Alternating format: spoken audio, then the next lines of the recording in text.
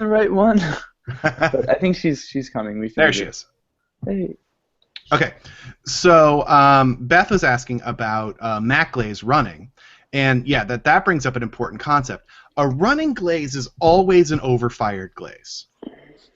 Okay, and that's something that people don't often think about. But if a glaze is running, what that means is that everything inside that glaze has dissolved. All the silica is dissolved into the glass. And what happens is that if all the material has dissolved and the temperature keeps climbing, the glaze loses its viscosity, which means it starts to flow. It's like microwaving honey. If it's really thick and you keep heating it, it gets thinner. Well, when it gets thinner, it literally runs. Okay. Now, glazes can also run if they're really thick, but that's a slight different variation. Okay. But if it's running, you know, like this tile, you know, or oh, they're gonna have got. So if those materials are dissolving in the glaze or something, and so you're firing, and then like your glaze starts running, and the material dissolves. Does that affect your color? Because like materials are changing. No, not really the color. Okay. You know, the color is going to be trapped inside that glass. So that's really the important defining factor. Okay. Of what's going to control that. Yeah. So where were we when I accidentally clicked the wrong thing? Okay, we had talked about okay, the map and the different. Using the calculator, right? So I want, so Greg, go out and collect all those celadons and plug them into the calculator so that we can look at the analysis of them. Okay. Now for Beth and Jess, we're going to do things slightly differently. We're just going to come up with some glaze formulas, okay, with these variations built in, and then we're going to try different palettes, different color combinations inside of those. Okay. So what we'll do is we're going to pick screen share. Oops, I don't know if I want that. Stop.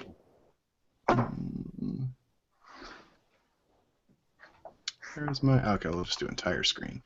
Sorry. Okay. So what we're going to do is we're just going to pick a glaze on this map. We'll pick something that's right about here. Okay, and we'll try different variations on that. So the cool thing that we can do is if we look at a glaze formula. Everybody see the spreadsheet? Yep. Okay. So what we're going to do is we're going to sort of set up a glaze, and we'll just do this here and now. Okay. And like I said, honestly, we can make this up as we go, and we'll get into how I'm doing this as the semester goes on. But literally, I can make up a glaze right here. So I'm looking for a few things. I'm going to pick my fluxes now. Okay, my primary one is I'm going to use Nef-Si, and that's my alkali metal flux. So this represents that first column of the periodic table. Okay, and then I've got my alkali earth, and I've got my clay, and I've got my flint. And actually, I'm going to go to a different spreadsheet. I want the one I was just using with Greg. Okay, where I've got testing matrix, right? What are we doing here? Is this hiding again? Sorry. Freak everybody out. Too many tabs. Just a quick side note. Why does stall going to 11? Stall was originally tested at cone 11. Okay. Something that we'll talk about is that temperature is a relative concept. Like, we get really stuck on cone 10, cone 6, all these types of things. The only reason why we use any of those numbers is because they reflect the chemistry. Right. Okay. If glazes aren't melting at a temperature, then it doesn't matter, and they melt at that temperature because of the inherent chemistry of the glaze. Right? Does that make sense? So Stull's testing just happened to be at cone 11. It's really no different than cone 10. Okay. It's just, yes, it's a cone hotter, but it's really just a relative variation. Okay, so I'm going to come back here, and I'm going to set up for this. So we'll set up a test for what Beth is doing, right, with working with a basic glaze. So I've picked my Nef-Si, which is going to bring in mostly sodium, whiting, EPK. Now, the first thing that I want to do is set your fluxes. Whenever you're manipulating a glaze, always set your fluxes first, and we'll talk about why that is later. But right now, what I want to see is I want this number, my alkali metal number, to say 0.3, and I want my alkali earth to say 0.7. And I do that by balancing my nepsi and my whiting. Right now, my alkali earth, which represents calcium, is high. So I want to bring this down because notice when you add these two together, they equal 1. And this is a really important concept when looking at this chemistry. 0.22 plus 0.78 equals 1. And these are always going to be represented in a value that equals 1. So I need to bring down my calcium, and that comes from my whiting. So I'm going to take that, I'm going to take it just down to 20. And I'm really good at this, so I do it a lot. So I actually hit my number right off the top. Okay, I've got 0.3 to 0.7. Okay. Now the next thing I want to do is set my silica and alumina level. I want this ratio to be 7 to 1. Why do I want it to be 7 to 1? Because when we come back to Stahl, right? Everybody see Stahl? There's a line that goes through the middle, and what this line says is that for every 7 molecules of silica, I have 1 molecule of alumina. You can see that better on this chart, 7 to 1. And because, so let's say if we pick this point here, I've got 0.4 alumina, and that means I've got 2.8 silica, okay? 0.4 times 7 equals 2.8. And this happens to be the formula for a glossy glaze. Okay, and that's a really important number. So okay? 7 parts silica, 1 part alumina? Uh-huh. Okay. And that's the generic formula for a glossy glaze. There's variation in that, and that's sort of what we're going to explore throughout the semester, is all the variations in that. But 7 to 1 is what we're going to stick with just for a generic glossy glaze. Okay, so I come back to my formula. Now I want this to be 7 to 1. I'm at 6.73 to 1. That's fine, but I'm going to be a little anal retentive. Now I can do this two ways. I can increase the alumina or I can increase the silica. Okay, my alumina level right now is at 0.42. Again, jumping back to the map, I'm at 0.42. So I'm about here. That's fine. I want to go to about here, though. I want a slightly higher alumina level, okay, and a little bit more silica. So I'm going to increase both of those. Now, the thing about our materials is that clay is our source for alumina. Clay brings in alumina, but clay also brings in silica, but that's okay. So right now, notice we're at 0.42, but I'm going to take this from 10. I'm going to take it to 12, okay? Now, watch the alumina number here, okay? Watch what happens when I hit enter. Okay, there we go. It went up to 0.45. Okay, now my silica to alumina ratio is still not at 7, and I want to get it there, and that's super easy because all I need to do is to bring in some more silica. Okay, I don't want to bring in clay because I've got my alumina level exactly where I want it. I don't want to change my fluxes because I've got those exactly where I want it. I just want to bring in silica. Okay, which is great because flint is pure silica. So right now that's at 20. I'm going to just try 25. Okay, so now I've put in 25. Now watch the silica number as I hit enter. Okay, now it's at 3.18. And my ratio is now a little bit high. It's at 7.11. This is generally fine. I'm not, it could be okay, but again, I get a little anal retentive, so I want to take this down. So I was at 25. I'm going to try 23. Okay. Oh, now I'm at 6.87, little low, so shocking enough, I'm going to try 24. Okay. I'm at 6.99 to 1, basically 7 to 1. I mean, I could do 24.1, which I just did, and now I'm at 7 to 1, 0.3, 0.7. Now I know exactly where this is on the map. Okay. This glaze is literally right here. Okay, so now I can correlate a formula to the map, which is a huge deal. Okay, everybody, do I see head nods in general? A few head nods. Beth, you feeling okay? I just came back. I just had to kill the page. Oh, no, I'm sorry. Okay. No worries. Okay. So we've got our basic formula. Everything is nice and balanced, okay? Now, the cool thing is, so now we're going to set this. Oh, I'm sorry, we've got one more thing. This formula now no longer equals 100, which is fine. It doesn't have to, because the next two columns in the spreadsheet are normalized. That makes the formula equal 100, okay? So when you're going to batch your glaze, don't pay attention to this. This is just where we put in numbers. This one and this one control what the actual formula is, okay? This one normalizes it, and then these two second columns make it a batch size. So right now it's set at 100, but if I set this to 500, just as desired batch size, enter 500, and now this whole thing equals 500, okay? But I'm going to go back to 100. Okay, so I now have a glaze that's got sodium and calcium, okay? That's got sodium and calcium. I've got my flux ratio set, and I've got my silica to alumina ratio set. This is a beautiful glaze. So this is going to be 0.1, and what I'm going to do is I'm going to copy this glaze, and I'm doing some stuff that I will show you in, I think, next week's lecture. I'll show you more of the subtleties of working with the calculator. But what I'm going to do is I'm going to come to the next spreadsheet, oops, and I'm going to copy my formula, okay?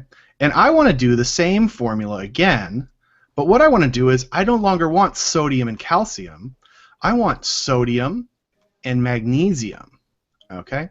So instead of whiting, which is calcium carbonate, I want talc, okay? Talc is a magnesium source, okay? So I can just come in here and plug in talc, but my numbers no longer work.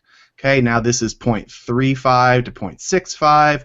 I've no longer got 7 to 1, so I've got to go back and rebalance things. Okay, so it just comes down to futzing with the numbers. So now my alkali earth level is 0.65. That's low. I want this to say 0.7, so I need more talc. I'm at 20. I'm just going to plug in 25 and see what happens. Shockingly enough, I got really close to where I want to be. Okay, 25, not quite there. 26. Oh, okay, now I've got my 0.3 to 0.7 back. That's fine. Hey, look, my alumina level is back at 0.45, so that's where I want it to be. So now the only thing I need to do is to make sure this says 7 to 1. Right now, it's a little bit high, but I've got a lot of extra flint that I can take out, so I'm going to take this down to 20. Okay, now I'm at 8 to 1, still high. I'm going to try 10. Oh, 10 takes me at 6.88, so that's a little low. So go up a little, try 12. Okay, 12 is high. Let's go to 11, and hey, there we go. So now, okay, this is what's so cool. We have got two completely different formulas here, right? We've got this one, which is NEFSI whiting and EPK and flint. Now we've got this one that is NEFSI, talc, EPK, and flint. Okay? Now, their formulas are totally different, right? They have one completely different ingredient. But the amazing thing is, both of these exist at exactly the same point on the map. Okay? The only difference is what the fluxes are. Why is this important? Because coming back to this slide, all of these are the exact same point on the map. All they are is just having different sources of flux: magnesium, calcium, strontium, barium, zinc. Okay? This is really cool because what happens is that you get a glaze with the same performance as the other glaze, but you get different color. Okay? You also get different texture in the glaze, and we'll talk about that a little bit later. Okay? So this is super cool because, shockingly enough, we can now take this formula, copy it, start a new sheet. Okay, we're going to paste that in. Now instead of talc, I want to try all of them. So I'm going to switch talc for strontium carbonate. Okay, because magnesium, calcium, strontium, barium, zinc. Okay, we've got 5 major variations that we can try, and they're all going to have different colors. So again, I plug in strontium. My flux ratio is off, so I want to increase my strontium. Try 30. Okay, 30 was good, but it's still low. Let's try 33. And I'm just pulling numbers up. I want to see the numbers on the calculator go up and go down until they get to where I want them to be. Okay? At 33, shockingly enough, I've got my 0.3, I've got my 0.7. Beautiful. My alumina level is still at 0.5. Can anyone tell me why my alumina level might not be changing? Wild guesses. Clay hasn't changed. The clay hasn't changed. I know. Don't worry, you guys. It's not a trick question. But yeah, the clay has not changed. Okay. So because the clay hasn't changed, my alumina level hasn't gone anywhere. Okay. So the clay is one of like few materials that will bear alumina? Right. Absolutely. Okay. The feldspar also has alumina, but we don't want to change the feldspar to change our alumina level, because if we change the feldspar for our alumina, it's going to change our fluxes. Okay, and we want to leave the fluxes exactly where they are. Okay, so now I've got my 0.3, I've got my 0.7, I've got my 0.45 alumina, and I've got strontium now as my alkali earth flux. So again, I want to bring this back up to 7:1. This is under 7:1, so I want to increase the flint. Right now my flint is at 12. I'm going to try 20. Again, I don't care what the number is, I just want to see it go up. Okay, 20 brought this up to 6.18. Not quite there, so try 25. Now it's at 6.73, still not there, so I'm going to try 30. Okay, 30, gone to 7.72, too high, so I'm going to bring it down to 28. 28 still a little high, just by a hair, so I'm going to try 27.5. Even those small variations make a difference. And there we go. Now I've hit it. Now again, I've got 3 glazes. Chemically, they are all the same, right? Except that we're getting a different alkali earth flux. Okay? Really, really cool. So again, secretly I'm doing Beth's work for her. Don't tell her that. Okay? Let's try it once more. Now nephsi, strontium, EPK, and flint. So let's try barium carbonate. Shockingly enough, that's going to be the next one we try. So when I add in barium, my fluxes are off. Okay? But that's okay. I want to normalize those fluxes. Okay, I want to bring this up to 0.7. So it's low, so I'll just try 40. Don't care what the number is. Just want to see things go up. Okay, that is a bit much, or it's still a bit low, so I'm going to try 42. The answer to everything, still low, 43. 44. Okay, so now 0.3 to 0.7. My alumina is at 0.45, and shockingly enough, my silica level is still the same. And so that one's done. Okay, easy peasy lemon squeezy. And we've got one more to try. Okay, ooh, I forgot to do this. Sorry, I'm just doing some housekeeping to make things look pretty. Okay, we've got one more glaze to try. Okay, and what's one of the fluxes that I mentioned that we haven't done yet? Anybody remember? Magnesium, calcium, strontium, barium, and zinc. Zinc. Okay, so we now switch this for zinc.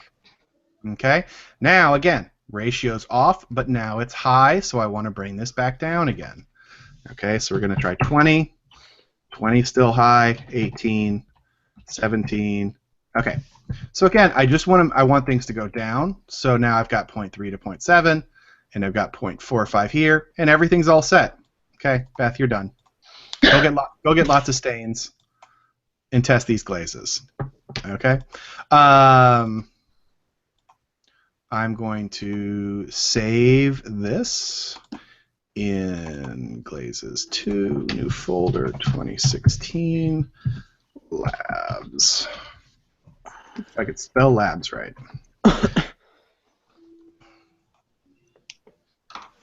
Open. UMF testing matrix. Beth stain testing. Beth, what's your last name? Higa, H-I-G-A. That's right. Okay. So I'm going to save that, and then this I'm going to label as CA. This I'm going to label as MG. This is SR. This is BA. Well, it's been a while since I've gone over these chemical formulas. Welcome back. You know you missed it. CN. Okay, so I know I'm doing a lot of stuff that's you guys are like, what is he doing? Like, what numbers, spreadsheets? Like he's like talking out of his ass. But stay with me. Don't worry. I will bring you guys up to speed.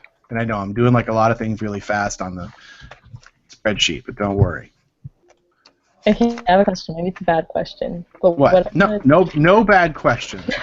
Just sarcastic answers. What if I want to do like matte colors? Is that a problem? Should I start with glossy? You fail. No. Okay. Fantastic question, Beth. Mm-hmm. Okay, I love that question. Excellent question.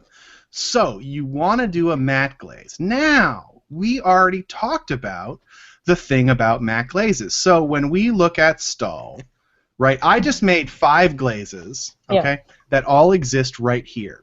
And this doesn't, the map here doesn't care what the fluxes are. Notice the original Stahl says potassium and calcium, but we just did sodium and calcium, sodium and magnesium. So, but the map stays the same, and we'll get into all the details as to why that is as we go through the lectures.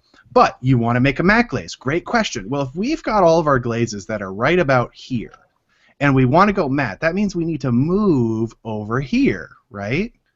Okay. Are you trying to screen share with me? Oh, I'm sorry. Sorry, I turned the screen share off. Okay. Here I am pointing and acting like a crazy person. Okay. So right now all of our glazes are here-ish, right?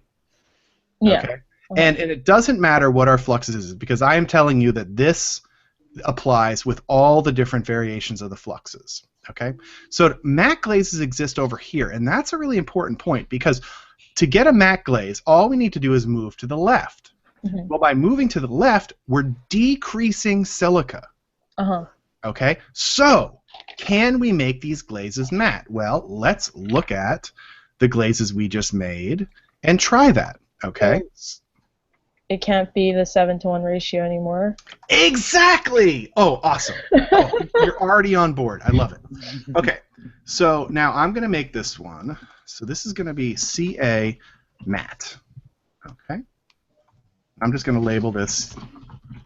Oh, you guys are already learning. That makes me so happy. So I want to make this glaze matte, right? Mm-hmm. Super easy. I've got sodium, whiting, EPK, and flint. Okay, flint provides my silica. I want to get this down. I need less silica. So what do?